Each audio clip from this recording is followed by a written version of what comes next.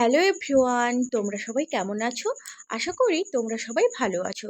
Ayush and অনিকাজ moms লাইফস্টাইলে তোমাদের অনেক অনেক স্বাগত। এখন অনেকটাই বিকেল হয়ে গেছে। বাড়ির সামনের এই মাঠটিতে লোকেরা বাদাম শুকোনোর জন্য চলে এসছে। আর এদিকটাতে গ্রামের ছেলেরা ক্রিকেট খেলছে। আমার মেয়েও দুপুরবেলা ঘুম থেকে উঠে এখন খেলাধুলো করার জন্য মামিমার সঙ্গে মাঠের দিকটাতে চলে এসছে।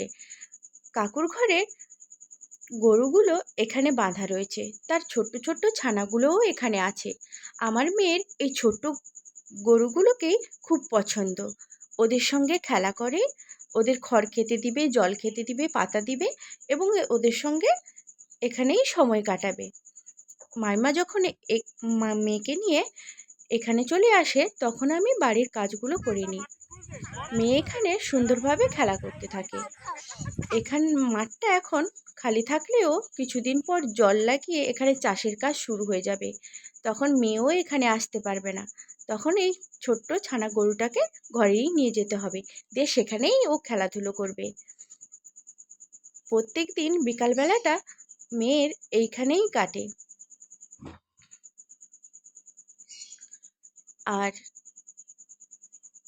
আর সকালের মতন গ্রাম বাংলার বিকেলটাও অনেক শোভনীয়। বাই বাই, দেখা হচ্ছে নেক্সট কোনো ব্লগে।